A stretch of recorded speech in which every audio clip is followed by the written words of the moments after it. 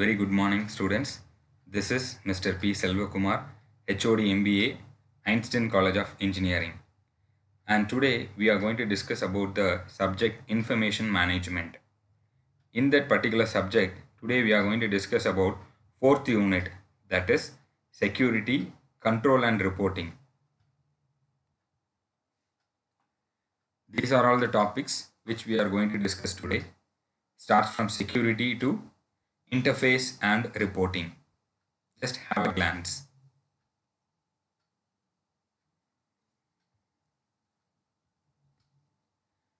And first we are going to start our discussion with security. So in the previous classes we were studying about how a system is being designed, what is data, what is information, how information technology is useful in today's business, and then we studied about the database management system thoroughly, like query processing, SQL, concurrency management. So these are all the topic which we discussed earlier. In this particular unit, only we are going to study how the data or information is being secured properly. So for that, we should know what is security. So here the definition goes, data security means protecting digital data in a database from destructive forces and the form that unwanted actions of unauthorized users such as cyber attack or a data breach. So what is security? Actually, digital data, whatever data or whatever information which is converted into digital form, there itself it is a weak process. So anybody can easily attack the data. அதுதான் இங்கே தெளிவாக சொல்லியிருக்கு. செக்யூரிட்டினா என்ன அப்படின்னா ஒரு பாதுகாப்பு. It's a protection against digital data in a database from destructive forces. இப்போ வேறு ஏதாவது அன்ஆத்தரைஸ்ட் யூசர்ஸோ ஒரு சைபர் கிரைமோ இல்லை ஒரு டேட்டா ப்ரீச்சோ நடந்தது அப்படின்னா நம்ம டேட்டாவை யாரோ என்ன செஞ்சுக்கிடுவாங்க, எடுத்துக்கிடுவாங்க. ஸோ அதனால தான் செக்யூரிட்டிங்கிறது நம்ம இன்ஃபர்மேஷன் மேனேஜ்மெண்ட்டை பொறுத்தளவில் ரொம்ப ரொம்ப முக்கியம்.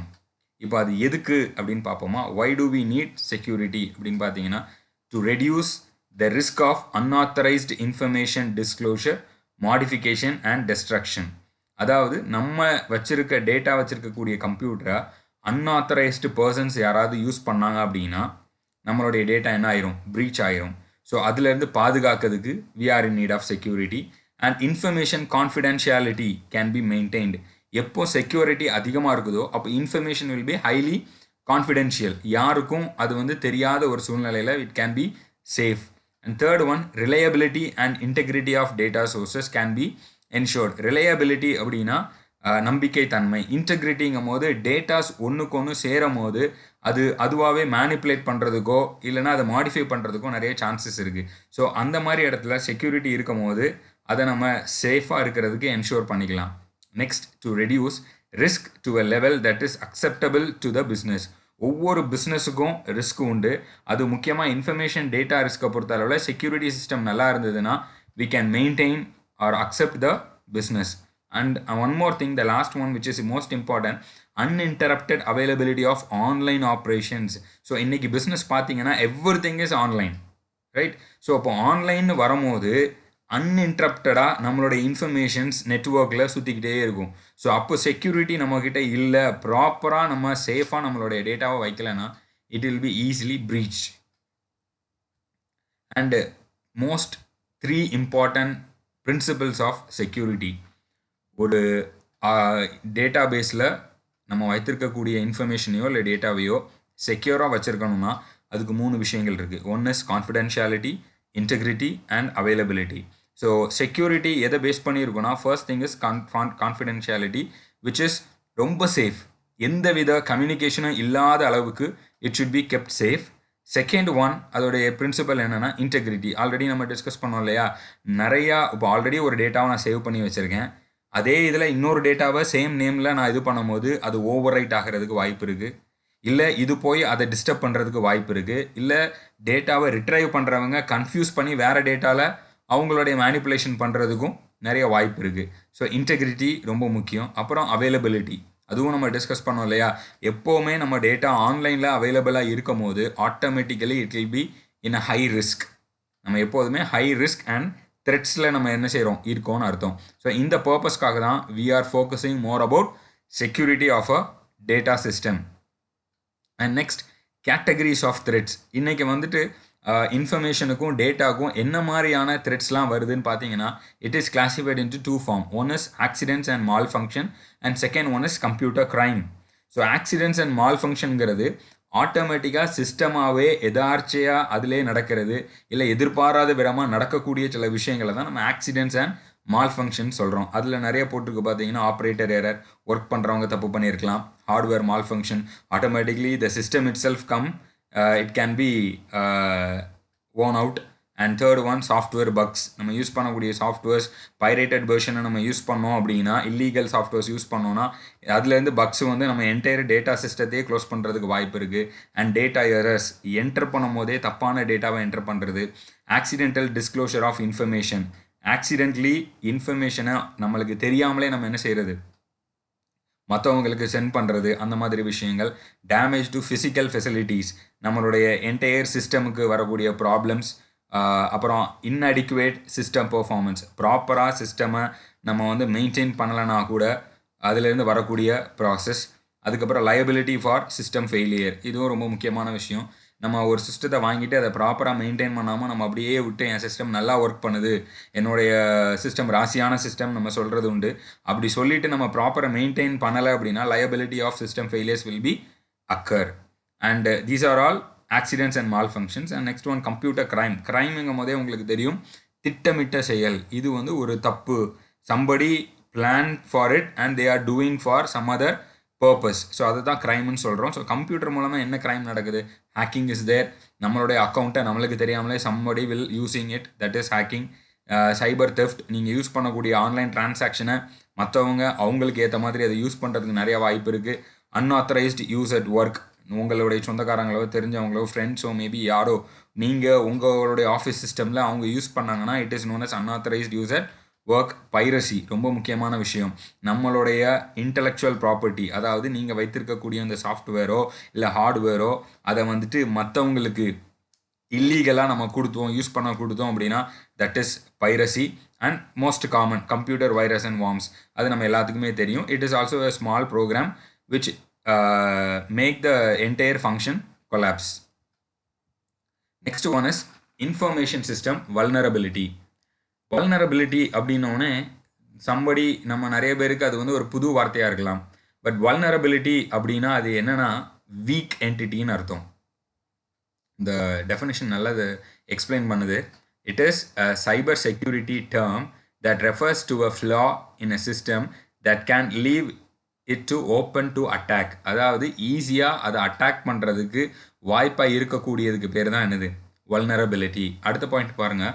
A vulnerability may also refer to any type of weakness in a computer system that leaves information exposed to a threat. அப்போ வல்னரபிலிட்டிங்கிறது சிஸ்டமோடைய வீக்னஸ். அப்போ கம்ப்யூட்டர் சிஸ்டம் அதுவாகவே வீக்னஸாக இருக்கும் போது எளிதில் அதை என்ன பண்ணிடலாம், அட்டாக் பண்ணிடலாம். இப்போ உதாரணத்துக்கு பார்த்தீங்கன்னா world is completely lockdown because of corona. என்ன ரீசன், அது வந்து கம்யூனிகபிள் டிசீஸாக மாறிடுச்சு, அப்படி தானே. இன்றைக்கி அதுதான் ஒரு மேஜர் ப்ராசஸ். கம்யூனிகபிள் டிசீஸ் எதனால் அது கம்யூனிகபிள் ஆகுதுன்னா, வீக் என்டிட்டி யாரெல்லாம் பலகீனமாக இருக்காங்களோ அவங்களெல்லாம் உடனே இட் வில் அட்டாக். அதே மாதிரி தான் இன்ஃபர்மேஷன் சிஸ்டம் வல்னரபிலிட்டி. எப்போ ஒரு சிஸ்டம் வீக்காக இருக்குதோ அப்போது ஆட்டோமேட்டிக்கலி அதை ஈஸியாக என்ன பண்ணிடலாம், அட்டாக் பண்ணிடலாம். ஆனால் இன்னொரு வேடிக்கையான விஷயம் என்னென்னா, அது டெக்னாலஜி சிஸ்டம்னு வந்துட்டுனாலே எவ்ரி திங் இஸ் வல்னரபிலிட்டி. அதனால தான் நம்ம வந்து ஆரம்பத்துலேருந்தே பார்க்குறோம், இவ்வளோ செக்யூரிட்டி ஃபீச்சர்ஸ் ஏன் கொடுக்குறோம் அப்படின்னா அது பலகீனமானது.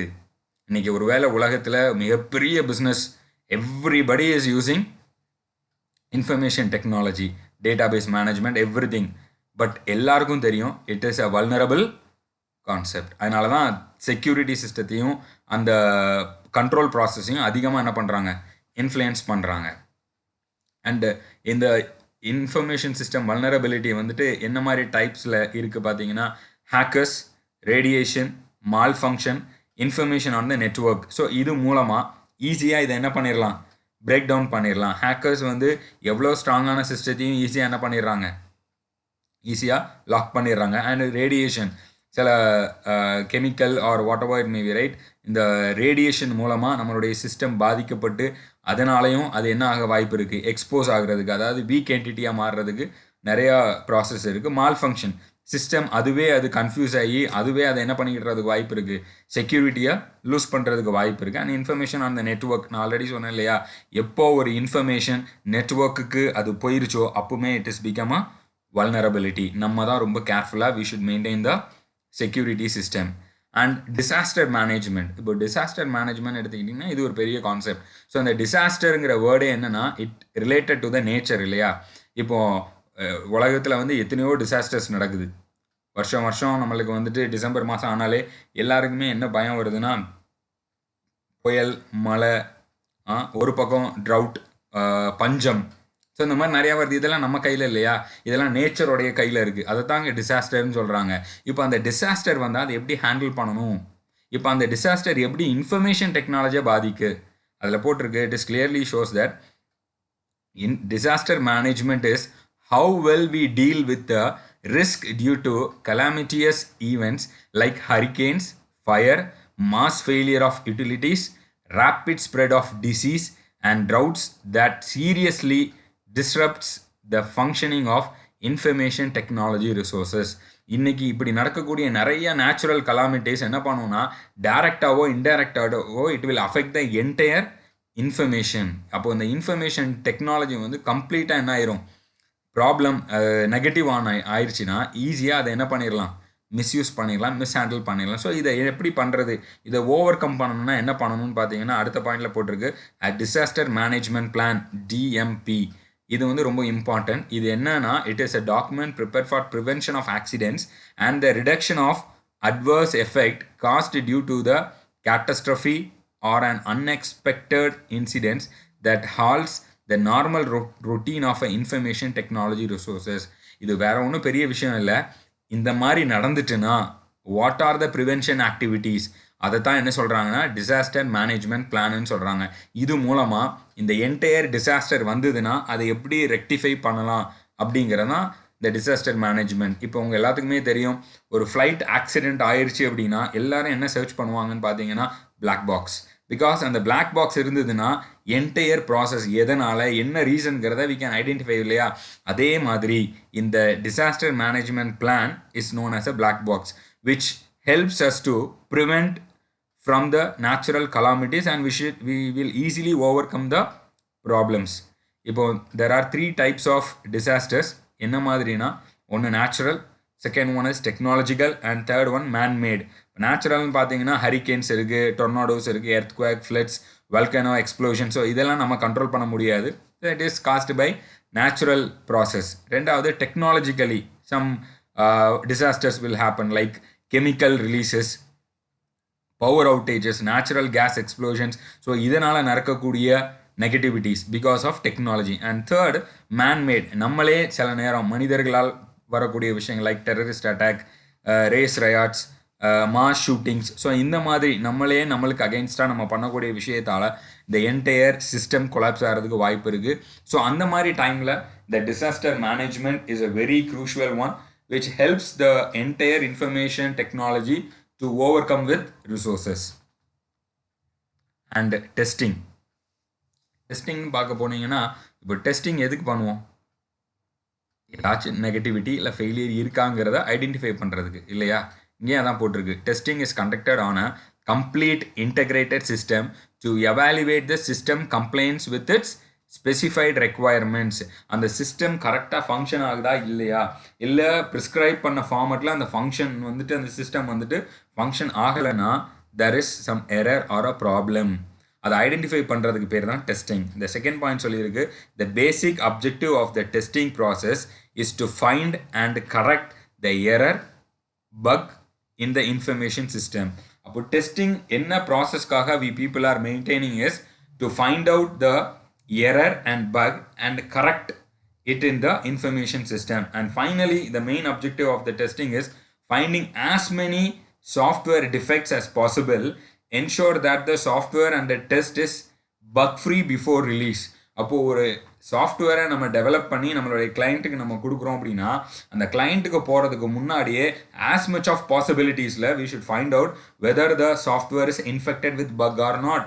அந்த பக் எல்லாம் ரெக்டிஃபை பண்ணதுக்கு அப்புறம் then only we should release. So இந்த ஃபார்மெட்டுக்கு ஹெல்ப் பண்ணுறது தான் அந்த டெஸ்டிங்கிற ப்ராசஸ். ஒருவேளை நம்ம வந்து நம்மளுடைய கிளைண்ட்டுக்கு ரிலீஸ் பண்ணுறதுக்கு முன்னாடி ப்ராப்பர் டெஸ்ட் பண்ணலை அப்படின்னா என்ன ஆகும்னா நம்ம மேலே வைத்திருக்கக்கூடிய நம்பிக்கையை நம்ம கிளைண்ட்டை நம்ம இழக்க வேண்டியது இருக்கும். இதுதான் லெவல்ஸ் ஆஃப் டெஸ்டிங்க. அந்த 4 levels of testing. First one is unit testing, integration test, system test, acceptance test. So first unit test. இது என்ன அப்படின்னா டெஸ்ட் இண்டிவிஜுவல் காம்பனண்ட், அதாவது ஒவ்வொரு சாஃப்ட்வேர் நம்ம ஒவ்வொரு செக்மெண்ட்டாக நம்ம ரைட் ஃப்ரம் உங்களுக்கு ஞாபகம் இருக்கும்னு நினைக்கிறேன் டேட்டா ஃப்ளோ டயக்ராம்னு ஒன்று படித்தோம் இல்லையா, அந்த ஒவ்வொரு டேட்டா ஃப்ளோ டயக்ராம் அந்த என்டிட்டி ரிலேஷன்ஷிப் டயக்ராம் இப்படி ஒவ்வொரு கான்செப்டை நம்ம டெவலப் பண்ணும் போதே அந்தந்த செக்மெண்ட்டை நம்ம என்ன பண்ணிடுறோம் இண்டிவிஜுவலாக டெஸ்ட் பண்ணிடுறோம். அப்படி பண்ணுனா அதுக்கு பேர் யூனிட் டெஸ்ட். ரெண்டாவது இன்டகிரேஷன். இப்போ என்ன நடக்கும் தெரியுமா, இப்போ தனித்தனியாக நம்ம டெஸ்ட் பண்ணோம்ல, இது எல்லாத்தையுமே நம்ம ஜாயின் பண்ணுறோம், இன்டகிரேட் பண்ணுறோம். ஸோ இன்டகிரேட் பண்ணும்போது அதோடைய ஃபங்க்ஷன் எப்படி இருக்குது. இப்போ உதாரணத்துக்கு ஒரு கார் மேனுஃபேக்சர் பண்ணுறோம் அப்படின்னா அந்த யூனிட் டெஸ்ட்டுங்கிறது தனித்தனியாக பார்ட்ஸை மேனுஃபேக்சர் பண்ணுற மாதிரி. இப்போ டயர் தனியாக, ஸ்டியரிங் தனியாக, பாடி தனியாக, நட்டு போல்ட்டு இப்படி தனித்தனியாக பண்ணுறோம்ல, தட் இஸ் யூனிட் டெஸ்டிங். அப்புறம் இது எல்லாம் நம்ம சேர்க்குறோம்ல, தட் இஸ் இன்டகிரேஷன் டெஸ்டிங். அதுக்கப்புறம் சிஸ்டம் டெஸ்டிங். இப்போ கம்ப்ளீட்டாக என்ன பண்ணுறோம், அது அசம்பிளி லைன்லேருந்து வெளியே வரும்போது top to bottom right from அந்த போனட்டில் உள்ள லோகோவிலேருந்து பின்னாடி டிக்கியில் இருக்கிற லோகோ வரைக்கும் எவ்ரி திங் இஸ் பர்ஃபெக்டாக இருக்கா, ஒரு என்டையர் சிஸ்டமாக இது இருக்கா இல்லையா அப்படிங்கிறத நம்ம என்ன பண்ணுறோம் டெஸ்ட் பண்ணுறோம். That is system testing. And finally acceptance test. அந்த car whether it is ready to drive or not, அந்த ஃபைனல் டெஸ்ட், அந்த ஃபைனல் சிஸ்டம் நம்ம ப்ரொடியூஸ் பண்ணிகிட்டு இருக்க அந்த சிஸ்டம் ஃபைனலாக கஸ்டமர் கைக்கு போகிறதுக்கு எலிஜிபிளாக இருக்கா இல்லையாங்கிறத ஃபைண்ட் அவுட் பண்ணுறது தான் acceptance test. So these are the levels of testing in a test in the information management. Next error detection. Test பண்ணுறோம் அப்படின்னாலே நம்ம என்ன ஐடென்டிஃபை பண்ணுறோம், பக்ஸ் இல்லைனா எரரை ஐடென்டிஃபை பண்ணுறோம் இல்லையா. ஸோ எரர் டிடெக்ஷன் எதுக்கு அப்படின்னு பார்த்தீங்கன்னா error detection refers to the techniques used to detect noise or other impairments introduced into a data while it is transmitted from source to destination. என்ன நடக்கும், நம்ம ஒரு இடத்துல இருந்து இப்போ நம்ம கம்பெனில இருந்து இன்னொரு கம்பெனிக்கோ இல்லை நம்ம கிளைண்ட்டுக்கோ இல்லை நம்ம சப்ளையருக்கோ நம்ம இங்கேருந்து டேட்டாவோ இல்லை இன்ஃபர்மேஷன் நம்ம சென்ட் பண்ணுறோம் அப்படின்னா சென்ட் பண்ணுற இடத்துல அந்த டியூரேஷன் ஆஃப் த ட்ராவலில் அது என்ன ஆக வாய்ப்பு இருக்குது, இன்ஃபெக்ட் ஆகிறதுக்கு வாய்ப்பு இருக்குது. அதில் நாய்ஸ் இருக்கலாம், இல்லை தேவையில்லாத நெகட்டிவ்ஸ், ரிலையபிலிட்டி இல்லாத சோர்ஸஸ் அதில் ஜாயின் பண்ணி நம்மளுடைய டேட்டாவை என்ன செய்ய வாய்ப்பு இருக்குது, வீக் வல்னரபுளாக மாற்றுறதுக்கு வாய்ப்பு இருக்குது. ஸோ அது என்னங்கிறத ஐடென்டிஃபை பண்ணி நம்ம என்ன பண்ணுறது, அதுக்கு உண்டான ப்ராசஸை கொடுக்கறதுக்கு பேர் தான் எரர் டிடெக்ஷன். ஸோ ஒன்ஸ் எரரை நீங்கள் ஐடென்டிஃபை பண்ணதுக்கப்புறம் நீங்கள் என்ன பண்ணுறீங்க, இன்ஃபர்மேஷன் சிஸ்டம் கண்ட்ரோல் கொண்டு வரீங்க. இந்த இன்ஃபர்மேஷன் சிஸ்டம் கண்ட்ரோல்னா என்ன அப்படின்னா generally you know what is control. இல்லை கண்ட்ரோல்னா என்ன, டீவியேஷன் இல்லாத ப்ராசஸ். நம்ம ஒரு டெஸ்டினேஷன் வச்சுருக்கோம், அந்த டெஸ்டினேஷனை அச்சீவ் பண்ணுறதுக்கு நம்மளுடைய பாத் கரெக்டாக இருக்கா இல்லையா, அது டீவியேட் ஆகுதா இல்லையாங்கிறத பார்க்குறதுக்கு பேர் தான் control process. So inga the control are methods and devices that attempts to ensure the accuracy, validity and property of information system activities. It is designed to monitor and maintain the quality and security of the input processing, output and storage activities of any information system. அப்போ ஒரு information சிஸ்டமோடைய entire குவாலிட்டியை என்ன பண்ணுது, it is controlled. இப்போ நம்ம சொல்கிறோம் இல்லையா, இந்த கம்பெனி ப்ராடக்ட் நல்லா இருக்குது. ஏன் இந்த கம்பெனி ப்ராடக்ட் நல்லா இருக்குது, ஏன்னா இன்புட்டில் இருந்து அவுட்புட் வரைக்கும் எவ்ரி திங் இஸ் ப்ராப்பர்.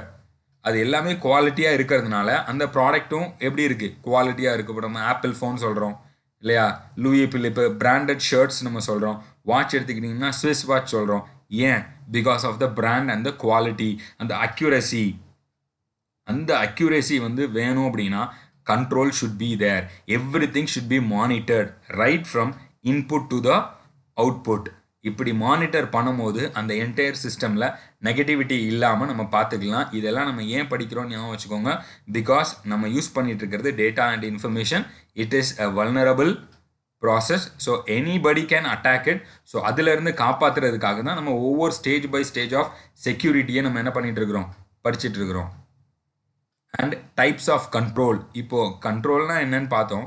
எப்படி கண்ட்ரோல் பண்ணுறது அதை ரெண்டாக பிரிச்சிருக்காங்க. One is general control, another one is application control.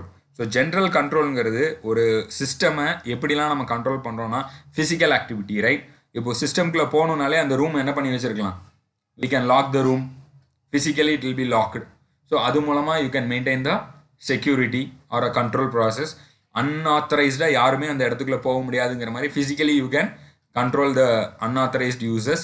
And second one, access. ஆக்சஸ்ங்கிறது என்னது, அந்த சிஸ்டமில் உட்காரும் போது அதை எப்படி நம்ம பயன்படுத்துகிறோம், அதுக்கு நம்மளுக்கு தேவையான security like biometrics, for example retina scan, thumb impression, heart beat. So இந்த மாதிரி நம்மளுடைய பாடி பார்ட்ஸை வச்சு we are controlling the system. So இதனால் என்ன நடக்குது அப்படின்னா தேவையில்லாத பர்சன் வந்து உள்ளுக்குள்ளே ஒர்க் பண்ண முடியாது. And third one, data security. நம்ம வச்சிருக்கக்கூடிய டேட்டாவை பாஸ்வேர்ட் ப்ரொடெக்டடாக என்ன செஞ்சுக்கலாம், we can maintain. இப்போ ஹார்ட் டிஸ்க் ஓப்பன் பண்ணணும்னா அந்த ஹார்ட் டிஸ்க்கை personally we can have some security like password or encryption. So அந்த மாதிரி நம்ம பண்ணும்போது அந்த டேட்டாவை வேறு யாரும் என்ன செய்ய முடியாது, மிஸ்யூஸ் பண்ண முடியாது. And next one is communication networks. நம்ம நெட்ஒர்க்ஸ் என்ன மாதிரி நெட்ஒர்க்ஸ், அந்த நெட்ஒர்க்ஸ் எப்படி இருக்குங்கிறத கண்ட்ரோல் பண்ணுறது. And next one administrative. ஒவ்வொரு சிஸ்டம்லையும் there will be some administrator like system administrator, network administrator. So இந்த அட்மினிஸ்ட்ரேட்டர் கண்ட்ரோலாக இருந்தாலே maximum we can reduce n number of negativities. And இந்த சைட் நீங்கள் பார்த்தீங்கன்னா அப்ளிகேஷன் கண்ட்ரோல்ஸ், ரைட்? இது வந்து ஒரு என்டையர் ப்ராசஸ் பார்த்தீங்கன்னா input process, output and storage. இது ஒவ்வொன்றிலையும் நம்ம என்ன பண்ணுறோம், எப்படி கண்ட்ரோல் பண்ணுறோம், whether the input is okay. Input கொடுக்கும் போதே அந்த இன்புட் கரெக்டான இன்புட் தானா, இல்லை அதில் ஏதாவது மால் ஃபங்க்ஷன் நடந்திருக்காங்கிறது வி ஷுட் செக். ரெண்டாவது ப்ராசஸ் பண்ணும்போது என்ன நம்ம ப்ராசஸ் பண்ணுறோம் அதுக்கேற்ற ப்ராசஸ் உள்ளே நடக்குதா, அப்படி கொடுக்கும்போது நம்மளுக்கு எதிர்பார்த்த அவுட்புட் வருதா. நெக்ஸ்ட் நம்ம அவுட்புட் வந்தது ப்ராப்பர் ஸ்டோரேஜில் வித் ப்ராப்பர் செக்யூரிட்டி அண்ட் கண்ட்ரோலில் தான் வச்சுருக்குறோமா. ஸோ இதுதான் டைப்ஸ் ஆஃப் கண்ட்ரோல். இது பண்ணும்போது இன்னும் கொஞ்சம் we can keep the entire data safe. And the most important thing is telecommunication networks. Actually information டெக்னாலஜினாலே அது என்னது தான், நெட்ஒர்க் தான், கம்யூனிகேஷன் தான். அந்த கம்யூனிகேஷன் இவ்வளோ சக்ஸஸ்ஃபுல்லாக இன்றைக்கி நம்ம business to business, B2B, C2C, B2C அப்படின்னு நம்ம சொல்கிறோம்ல, business to customer, customer to customer. So இந்த மாதிரி பிஸ்னஸ் இன்றைக்கி வேர்ல்டு வைடாக சக்ஸஸ்ஃபுல்லாக நடக்குது. இன்னும் சொல்ல போனோம்னா இன்றைக்கி retail it's a very booming business.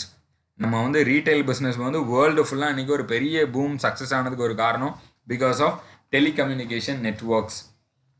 So அதோடைய மீனிங் என்னன்னு பார்த்தீங்கன்னா, the telecommunication networks are transmission system enabling information to the transmitted in analog or digital form between various different sites by means of electromagnetic or optical signals. The information may consist of audio or video data or some other type of data. அப்போ telecommunication networks ரொம்ப important. ஒரு காலத்தில் நம்ம use பண்ணிட்டு இருக்கிற telecommunication network was very slow, like electromagnetic அந்த மாதிரி process. இன்றைக்கி வந்து ஃபைபர் ஆப்டிக் கேபிள். இன்றைக்கி வந்துட்டு இப்போ லேட்டஸ்ட்டாக ரிலையன்ஸ் ஜியோ வந்துட்டு ரொம்ப பயங்கரமாக கலக்கிட்டு இருக்கிறாங்க. The process is very speed. அந்த டிரான்சாக்ஷன் பார்த்தீங்கன்னா எத்தனையோ பைட்ஸ் வந்து என்ன பண்ணுறாங்க, ஜிகாபைட்ஸ் வந்துட்டு ஃப்ராக்ஷன் ஆஃப் செகண்டில் என்ன செய்யுது, நம்மளுக்கு 1000 and lakhs ஆஃப் ஜிகாபைட்ஸ் நம்மளுக்கு ஃப்ராக்ஷன் ஆஃப் செகண்ட்ஸில் நடக்குது. இதெல்லாம் பிகாஸ் ஆஃப் டெலிகம்யூனிகேஷன் நெட்ஒர்க்ஸ். இது வந்து ரொம்ப ஒரு முதுகெலும்பு மாதிரி. நீங்கள் இன்ஃபர்மேஷன் டெக்னாலஜி எடுத்துக்கிட்டிங்கன்னா, இன்றைக்குள்ள பிஸ்னஸ் எடுத்துக்கிட்டிங்கன்னா, இந்த telecommunication network is the backbone. So அந்த பேக் போன் வந்துட்டு எவ்வளவு ஸ்ட்ராங்காக இருக்குதோ, அந்த நெட்ஒர்க்ஸில் எவ்வளவு தெளிவாக இருக்குதோ அதை பொறுத்து maximum we can secure or save our database. So இங்கே பார்த்தீங்கன்னா computer network is mainly of 4 types. இப்போ அந்த கம்ப்யூட்டர் நெட்ஒர்க்ஸ் பார்த்தீங்கன்னா ஒன்று LAN, PAN, MAN and WAN. இதில் நம்ம ஃபர்ஸ்ட் அண்ட் லாஸ்ட்டாக அடிக்கடி கேள்விப்பட்டிருப்போம். லேன்னா என்ன, லோக்கல் ஏரியா நெட்ஒர்க், வேன்னா வைட் ஏரியா நெட்ஒர்க். பட் இடையில 2 இருக்குது பாருங்கள், PAN அண்ட் MAN. ஸோ இது வந்து நம்ம புதுசாக பார்க்குறோம். ஸோ லேனுங்கிறது எல்லாத்துக்குமே தெரியும். It is a group of computer connected to each other in a small area such as building or office. ஒரே ஒரு ஆஃபீஸ், அந்த ஆஃபீஸில் 50 பேர் இருக்கிறாங்க. அந்த 50 பேருக்குள்ளே அந்த கம்ப்யூட்டர் ஒன்றுக்கு ஒன்று கனெக்ட் ஆகிருந்ததுன்னா அதுக்கு பேர் லேன். PAN அப்படிங்கிறது பர்சனல் ஏரியா நெட்வொர்க், அதாவது network arranged within an individual person, typically within a range of 10 metres. அதாவது என்னுடைய மோடமில் என்னுடைய மொபைல் கனெக்ட் பண்ணிட்டு இருக்கிறது, இல்லை ப்ளூடூத் மூலமாக என்னுடைய லேப்டாப்பும் என்னுடைய மொபைல் ஃபோனும் கனெக்ட் பண்ணிட்டு இருக்கிறது. ஸோ இது மூலமாக என்னுடைய ப்ராசஸை நான் மெயின்டைன் பண்ணுறேன் அப்படின்னா that is PAN. And MAN is Metropolitan Area Network that covers a large geographic area by interconnecting a different LAN to form a larger network. இதோட அட்வான்ஸ்மெண்ட் தான் வைஃபைன்னு சொல்கிறாங்க. ஸோ ஒரு குரூப், ஒரு பெரிய நெட்வொர்க், என்டையர் ஒரு business. இப்போ ஒரு live example சொல்லலாம். நீங்கள் வந்துட்டு டிசிஎஸ் எடுத்துக்கோங்க. TCS in Chennai, TCS in Trivandrum, TCS in Bangalore, TCS in Pune. So இந்த மாதிரி 4-5 பிரான்ச் இருக்குது. இந்த பிரான்ச்சுக்குள்ளே if they are using a particular network, that is called metropolitan area network. And the last one is wide area network, that which we all know about is internet network that extends over a large geographical area such as states or countries. Country to country we are using a internet connection. So these are all the networks. இப்போ இந்த எல்லா நெட்வொர்க்ஸ்லையும் network என்னன்னு தெரிஞ்சாதான் அதுக்கேற்ற மாதிரி நம்மளால் என்ன பண்ண முடியும், செக்யூரிட்டி கொடுக்க முடியும். ஸோ இந்த சைடு பார்த்தீங்கன்னா காம்பனன்ட்ஸ் ஆஃப் நெட்வொர்க். ஒரு நெட்வொர்க்னா அதில் என்னெல்லாம் இருக்கும்? ஃபர்ஸ்ட் மெசேஜ், நம்ம அனுப்ப போகிற மெசேஜ். அப்புறம் அதில் ஒரு சென்டர் இருப்பாங்க, because sender will send the message. And opposite சைடில் யார் இருப்பா? Receiver. Receiver will receive the message. இப்போ சென்டருக்கும் ரிசீவருக்கும் இடையில there will be a medium. என்ன மாதிரி மீடியமில் நம்ம மெசேஜை என்ன பண்ண போகிறோம், டேட்டாவை இல்லை இன்ஃபர்மேஷனை டிரான்ஸ்மிட் பண்ண போகிறோம், அது முக்கியம். அண்ட் ப்ரோட்டோகால், அப்படி நம்ம மெசேஜாக சென்ட் பண்ணும் போது என்ன ரூல்ஸ் அண்ட் பாலிசிஸை நம்ம ஃபாலோ பண்ணணும், இதுதான் components of a network. So இதை ப்ராப்பராக மெயின்டைன் பண்ணணும்னாலே மேக்ஸிமம் நெகட்டிவிட்டியை we can avoid. Next internet security. இப்போ நம்ம ஆல்ரெடி நெட்வொர்க் பார்த்ததுனால அதுக்கு அடுத்த ஒரு மெயின் இம்பார்ட்டன்ட் ஒரு கேட்டகரி பார்த்தீங்கன்னா இன்டர்நெட் செக்யூரிட்டி. இன்றைக்கி இன்டர்நெட் இல்லாமல் வேர்ல்டே கிடையாதுங்க. Every one know that, right? இன்றைக்கி நம்மளே இந்த லாக்டவுன் டேஸில் வந்துட்டு நம்ம வந்து ஜாலியாக இருக்கிறோன்னா, ஓரளவு ஸ்ட்ரெஸ் இல்லாமல் இருக்கிறோன்னா, அதுக்கு ஒரு முக்கியமான ரீசன் என்னென்னா we are having a mobile phone with the internet connection, correct? So இப்போ அந்த இன்டர்நெட் வந்து இன்றியமையாததாக ஆயிடுச்சு. பட் அதில் முக்கியமான விஷயம், அந்த இன்டர்நெட் ஷுட் பி செக்யூர்டு. அந்த இன்டர்நெட் செக்யூராக இல்லை அப்படின்னா நம்மளுடைய data will be breaching somewhere. So here the concept says internet security is a branch of computer security specifically related to not only internet, often involving browser security, World Wide Web, but also network security as it applies to other applications or operating systems as a whole. அப்போ ஒரு internet செக்யூரிட்டிங்கிறது நம்ம லேப்டாப்லேயோ mobile ஃபோன்லேயோ நம்ம நெட்டை connect பண்ணும் போது அந்த network மூலமாக, அந்த இன்டர்நெட் மூலமாக நம்மளுடைய சிஸ்டமை எப்படி நம்ம சேஃப்கார்ட் பண்ணுறோம், அது ரொம்ப முக்கியம். இப்போ கீழே பார்த்தீங்கன்னா இந்த டயக்ராம் கிளியர்லி எக்ஸ்பிளைன்ஸ், ஒரு இன்டர்நெட்டில் நம்ம கனெக்ட் ஆகும்போது there is 3 layers. First one is border layer, authentication, authorisation. இந்த 3 லேயர்ஸை தாண்டி தான் நம்ம வந்து இன்டர்நெட்டை என்ன பண்ண முடியும், யூஸ் பண்ண முடியும். First is border security. Once நம்மளுடைய கனெக்ஷன், அந்த இன்டர்நெட் கனெக்ஷன் வந்த உடனே நம்மளுடைய ஃபயர் வாலோ இல்லைனா வைரஸ் ஸ்கேனரோ வில் பி அலர்ட். அது என்ன பண்ணும் அப்படின்னா வெதர் த செக்யூரிட்டி, இந்த நெட்வொர்க் வந்து ஆத்தென்டிகேட்டட் நெட்வொர்க்கா இல்லை இதில் எதுவும் ப்ராப்ளம் இருக்கா இல்லையாங்கிறத ஃபர்ஸ்ட் லேயர்லேயே அது என்ன பண்ணிடுது, நம்மளுக்கு ஓகே பண்ணிடுது. அப்படி இல்லைனா it will be denial of service. அது என்ன பண்ணிடும்னா அந்த நெட்வொர்க்கை கனெக்ட் பண்ணவே கூடாது கடைசி வரைக்கும். ஸோ நெக்ஸ்ட் ஸ்டேஜ் பார்த்தீங்க, ஸோ ஒன்ஸ் கனெக்ட் ஆயிடுச்சு. இப்போ செகண்ட் வந்து என்னது, ஆத்தென்டிகேஷன். நம்ம என்ன பண்ண போகிறோம், கனெக்ட் பண்ணதுக்கப்புறம் யூசர் நேம் இல்லை பாஸ்வேர்ட் கொடுப்போம். ஸோ யூசர் நேம் பாஸ்வேர்ட் கொடுத்த உடனே ஆத்தென்டிகேஷன் கரெக்டான யூசர் நேம் பாஸ்வேர்டாங்கிறத செக் பண்ணி உங்கள் ஐடென்டிட்டி ப்ரூஃபை அது என்ன பண்ணுது, அக்செப்ட் பண்ணுது. That is second layer. So second layer தாண்டி தேர்ட் லேயர் போகும்போது ஆத்தரைசேஷன். உங்கள் ஐடென்டிட்டி எதுக்குள்ள ஐடென்டிட்டி, அது வந்து ஒரு இண்டிவிஜுவல் பிஸ்னஸா இல்லை ஒரு என்டர்பிரைஸோடதா இல்லை நீங்கள் ஒரு அட்மினிஸ்ட்ரேட்டரா, நீங்கள் யார், இந்த பர்டிகுலர் சாஃப்ட்வேரை யூஸ் பண்ணுறதுக்கு நீங்கள் யார், இல்லை பர்டிகுலர் டொமைனை யூஸ் பண்ணுறதுக்கு நீங்கள் யார், உங்களுக்கு உண்டான ஆக்சஸ் தான் இதுவா அப்படிங்கிறத அது என்ன பண்ணுது, செக் பண்ணதுக்கு அப்புறம் தான் you can use the system. So இப்படி இருக்கிறதுனால தான் மேக்ஸிமம் நம்மளால் அன்வான்ட் விஷயத்துலேருந்து அவாய்ட் பண்ணி நம்மளுடைய சிஸ்டமை பாதுகாக்க முடியுது. And the most important topic in this particular unit is software audit. ஆடிட்னோடனே நம்ம எல்லாத்துக்குமே தெரியும், it is a type of inspection இல்லை? நம்ம சின்ன வயசில் ஸ்கூலில் படிக்கும் போதெல்லாம் இன்ஸ்பெக்ஷன் வருவாங்க. ஸோ இன்ஸ்பெக்ஷன் வரும்போது வில் பி நீட்டாக அயன் பண்ணி ட்ரெஸ்ஸை போட்டு போவோம். டீச்சர்ஸ் நம்மளுக்கு இன்ஃபர்மேஷன் கொடுத்துருப்பாங்க, இப்படி இருக்கணும், இந்த சப்ஜெக்ட் கொஸ்டின் கேட்டாங்கன்னா இப்படி பதில் சொல்லணும். ஸோ எதுக்கு அப்படின்னா, someone is there to validate நம்மளுடைய ப்ராசஸை, நம்மளுடைய குவாலிட்டியை. Some other will come and evaluate. அதான் ரொம்ப முக்கியம். ஸோ இங்கேயும் அதே மாதிரி தான். A software audit is an internal or external review of a software program to check its quality, progress to plan, standards and regulations. Software audits may be conducted for a number of reasons, including verifying license compliance, monitoring for quality assurance. So ஒரு entire company இல்லை ஒரு entire டெவலப்பர்கிட்ட நம்ம auditing போகிறோம், software auditing போகிறோம் அப்படின்னா என்ன reason? First thing is quality and progress. நம்ம use பண்ணக்கூடிய சாஃப்ட்வேரில் வந்துட்டு குவாலிட்டி அண்ட் ப்ராக்ரஸ் இருக்குதா, whether they are obeying all the standards and regulations which is given to the particular company by the government. And second one, reasons what?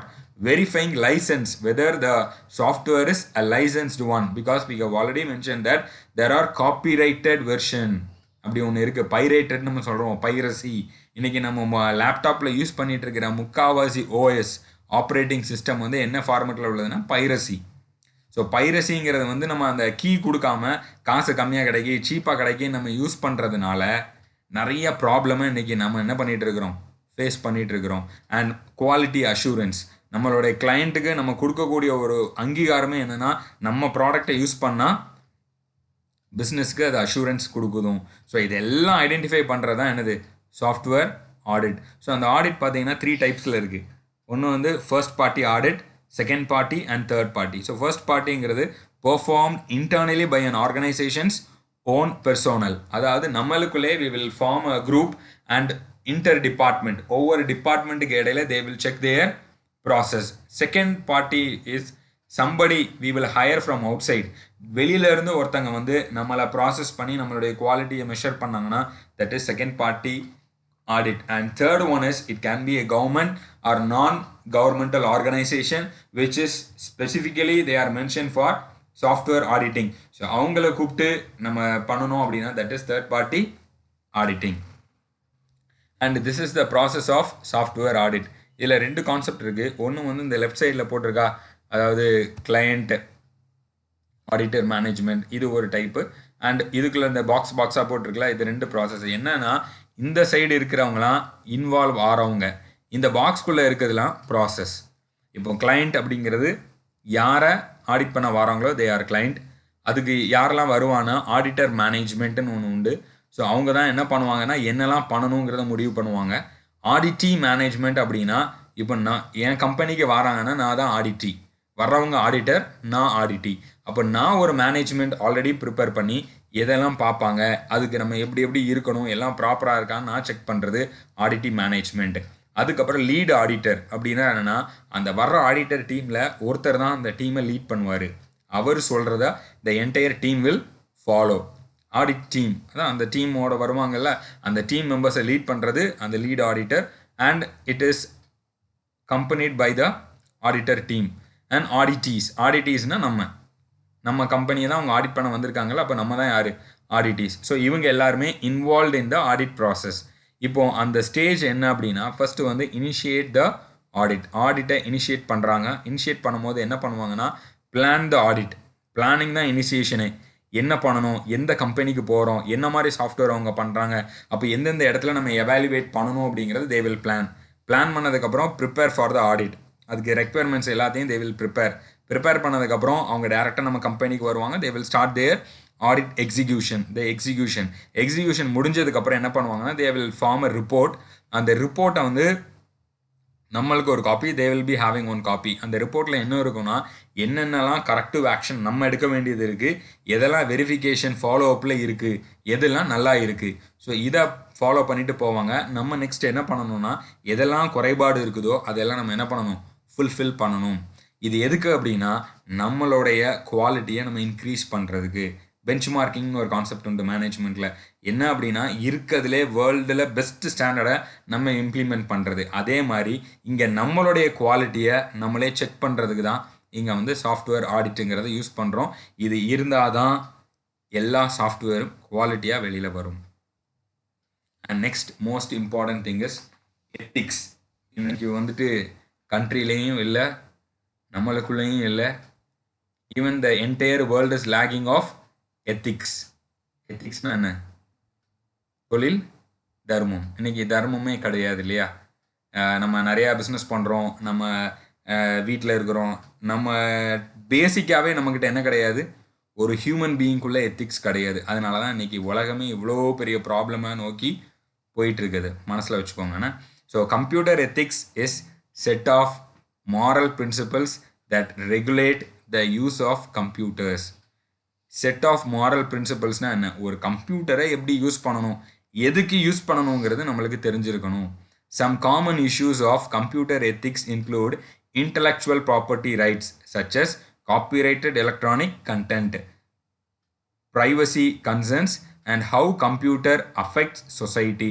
So இது எல்லாமே ரொம்ப முக்கியமான concept. நம்ம லேசாக நினைக்கக்கூடாது. இன்றைக்கி ஏன் இந்த டாப்பிக்கை வந்து மேனேஜ்மெண்ட் ஸ்டூடெண்ட்ஸுக்கு வச்சுருக்கிறாங்க? இன்றைக்கி நீங்கள் யூஸ் பண்ணிகிட்டு இருக்கிற மொபைல் ஃபோனாக இருக்கட்டும், இல்லை லேப்டாப்ஸாக இருக்கட்டும், அது என்ன எத்திக்காக வாங்கியிருக்கீங்களோ அதுக்கு மட்டும் யூஸ் பண்ணுங்கள். Weather it is for study purpose, best use it for study purpose, right?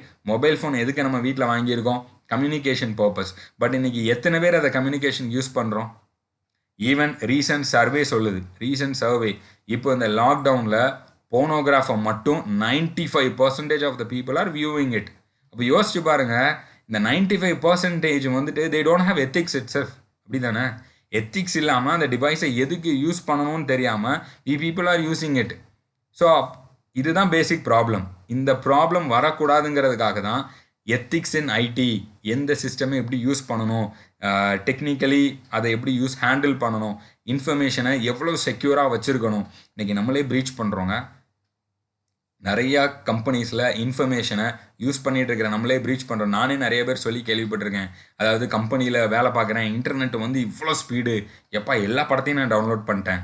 So அந்த கம்பெனி அவங்கள நம்பி இன்டர்நெட் ஹை ஸ்பீடில் அவங்களுக்கு ஒரு லேப்டாப்பாக கொடுத்துச்சுன்னா இவங்க என்ன பண்ணுறாங்க? அந்த லேப்டாப்பை படத்தை டவுன்லோட் பண்ணுறதுக்கு யூஸ் பண்ணுறாங்க. So these are the things which is unethical in the information technology. இப்படி நம்ம அன்எத்திக்கலாக யூஸ் பண்ணும் போது என்ன ஆகும்னா, இதுக்கு முன்னாடி நம்ம பார்த்தோம் இல்லையா, பக்ஸு, கம்ப்யூட்டர் வைரஸு, இது எல்லாம் ஆல்ரெடி நம்ம பார்த்தோம். It is a vulnerable process. Week entity, இருக்கிறதுலே வீக் என்டிட்டி என்னென்னா அந்த இன்ஃபர்மேஷன் தான். ஸோ அப்போ இன்ஃபர்மேஷன் வந்து ஈஸியாக என்ன பண்ணிடலாம்? Anybody can breach. இதுதான் ethics in information technology. But we people should know how to handle the information technology in today's scenario. And business ethics refers to implementation appropriate business policies and practice with regards to arguably controversial subjects. Some issues that come up in a decision of ethics include corporate governance, insider trading, bribery, discrimination, social responsibility and fiduciary responsibilities. அதாவது ஒரு business ethics அதுவும் ரொம்ப முக்கியம். வெறும் நம்ம சிஸ்டத்தை மட்டும் use பண்ணுறதுல எத்திக்ஸ் இருந்தால் போதாது. பிஸ்னஸ்லையும் வி ஷுட் நோ. நம்மளுடைய கம்பெனியில் யூஸ் பண்ணக்கூடிய சிஸ்டமோ சாஃப்ட்வேரோ everything is done under the government policy, rules and regulations. இதுபடி தான் நாங்கள் நடத்துகிறோம் அப்படிங்கிறது நம்மளுக்குள்ளே என்ன செய்யணும்? வேணும். நம்ம பிரைபரி, லஞ்சம் வாங்கக்கூடாது. நம்ம நடத்தக்கூடிய பிஸ்னஸ் வந்து கவர்மெண்ட்டுக்கு தப்பாக இருக்குது, இல்லை கவர்மெண்ட்டுக்கு இவ்வளோ நம்ம ஃபண்டு கேட்டணும்னா வி ஷுட் பே. அப்படி இல்லாமல் நம்ம வந்து பாகுபாடோ இல்லை வந்துட்டு பிரைபரியோ இல்லை சோஷியல் ரெஸ்பான்சிபிலிட்டி இல்லாமல் நம்ம நடந்தோம் அப்படின்னா there is no ethics in business. So அப்படிப்பட்ட எத்திக்ஸ் இல்லாத பிஸ்னஸில் கண்டிப்பாக there will be unethical using of people in information technology. So இதனால் இன்னைக்கு கண்ட்ரியே ஒரு பிக் த்ரெட்டில் இருக்குது. we were not able to believe or we were not able to find out the proper responsible person. அதனால தான் இன்றைக்கி கம்பெனிஸில் எக்கச்சக்க இடத்துல என்ன இருக்குது? வேலை வாய்ப்பு இருக்குது, பட் நம்மளுக்கு வேலை இல்லைங்கிற சிச்சுவேஷன். எதுக்கு அப்படின்னா சில எத்திக்ஸ் நம்மளுக்குள்ளே மிஸ் ஆகுது. So try to be a good ethical person. And next one is user interface. User இன்டர்ஃபேஸ்னால் என்ன அப்படின்னா, நம்ம போன சப்ஜெக்டில் டிஸ்கஸ் பண்ணும்போதே பார்த்தோம்.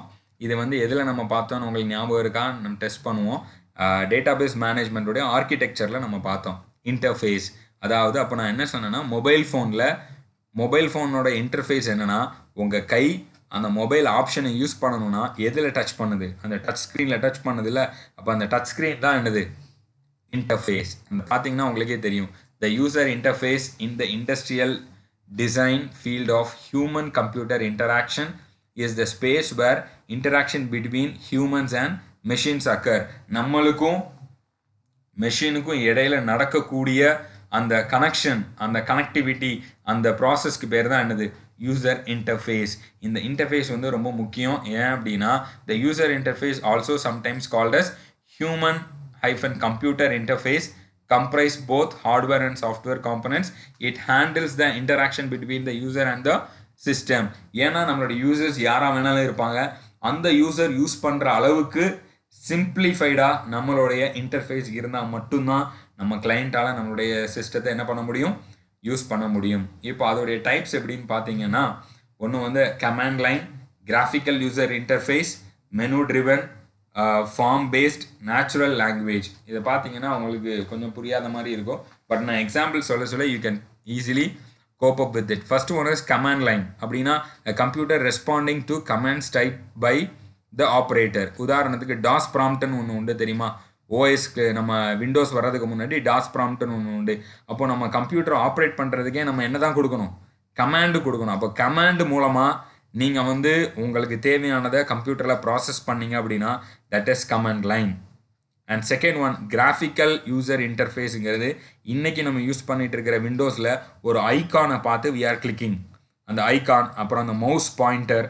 ஸோ இதுதான் என்னது இன்னைக்கு graphical user interface next level.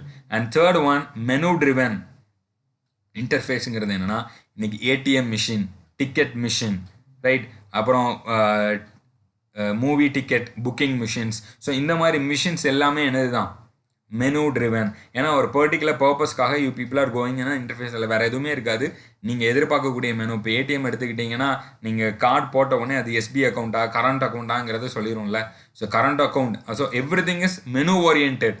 So மெனுவை கிளிக் பண்ணி you people are going to use the interface.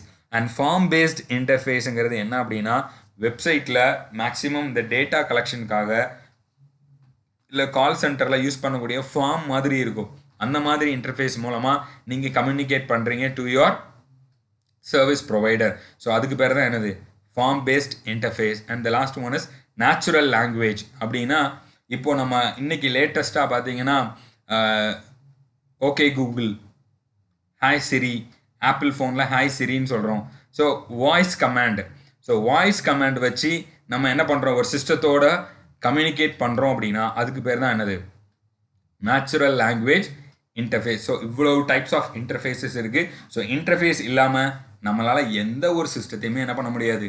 Communicate பண்ண முடியாது. கம்யூனிகேட் பண்ணால் தான் நம்மளுக்கு என்ன வேணுங்கிறத அந்த சிஸ்டத்தில் நம்ம சொல்ல முடியும். அப்போ தான் அதுவும் நம்மளுக்கு ப்ராசஸ் பண்ணி அவுட்புட்டாக கொடுக்க முடியும். So interface is a very important concept. And the last one is reporting. ரிப்போர்ட்டிங்னா என்ன? இப்போ ப்ராஜெக்ட் பண்ணுறோம், நம்ம ஃபைனல் இயரில் போனோடனே ஒரு ப்ராஜெக்ட் பண்ணுவோம். ப்ராஜெக்ட் முடித்த உடனே ஒரு ரிப்போர்ட்னு ஒன்று வைக்கிறோம். லேப் பண்ணுறோம். லேப் முடிஞ்சதுக்கப்புறம் ரிப்போர்ட்னு ஒன்று சப்மிட் பண்ணுறோம். என்ன பர்பஸ்க்காக பண்ணுறோம்? நம்ம என்ன ப்ரொசீஜர், என்ன ப்ராசஸ்லாம் பண்ணியிருக்கோம், இதை பண்ணுனா இதுதான் அவுட்புட் அப்படிங்கிறத நம்ம வந்து ரெஜிஸ்டர் பண்ணியிருக்கோம் இல்லையா? அது எதுக்கு? அடுத்தால வர்றவங்களுக்கு அவங்க ஃபர்தராக அந்த ப்ராஜெக்டை மெயின்டைன் பண்ணணும்னா அவங்க உங்கள் ரிப்போர்ட்டை எடுத்து பார்த்து இதில் என்னெல்லாம் நெகட்டிவ், இதை எதெல்லாம் நம்ம ஓவர் கம் பண்ணணும், அதுலேருந்து ஃபர்தர் ஸ்டடீஸ்க்கு யூஸ் பண்ணக்கூடியதான் என்னது? ரிப்போர்ட்டிங். அது வந்து இன்ஃபர்மேஷன் சிஸ்டத்தை பொறுத்தளவில் இட் இஸ் ஹைலி இம்பார்ட்டண்ட். நம்ம என்னென்ன பண்ணியிருக்கோம், எது பண்ணியிருக்கோம், everything will be properly documented. That documentation is called as reporting. So reporting is defined as a process, procedures and facilities that are used to generate and gather reports using one or more information management system. This particular project management system is also responsible for distribution of report to the stakeholders of the project. So reporting proper-ஆ இருந்ததுன்னா நம்மளோட stakeholders கூட project updation நம்மளால என்ன பண்ண முடியும்? கொடுக்க முடியும். So everything reporting is mandatory, and that mandatory is important for the information technology. So இன்றைக்கி வந்து நம்ம ஒரு ஹியூஜ் ப்ராசஸ் ஆஃப் இன்ஃபர்மேஷன்ஸை எல்லாம் நம்ம வந்து கேதர் பண்ணியிருக்கோம். லைக் செக்யூரிட்டினா என்ன, டெஸ்டிங்னா என்ன, எரர் டிடெக்ஷன்னா என்ன, what is controlling, information system வல்னரபிலிட்டினா என்ன, டிசாஸ்டர் மேனேஜ்மெண்ட்னா என்ன, கம்ப்யூட்டர் கிரைம்ஸ்னா என்ன, செக்யூரிட்டி, செக்யூரிங் த வெப்பு, அப்புறம் internet, wireless networks, software audit, ethics in IT, user interface and reporting. So entire ஒரு ப்ராசஸை வி ஹாவ் டிஸ்கஸ்ட். ஸோ கண்டிப்பாக இது உங்களுக்கு யூஸ்ஃபுல்லாக இருந்திருக்கும். நல்லா படிங்க. Any doubts you can WhatsApp me or you can call me. Thank you so much students for your support. Thank you.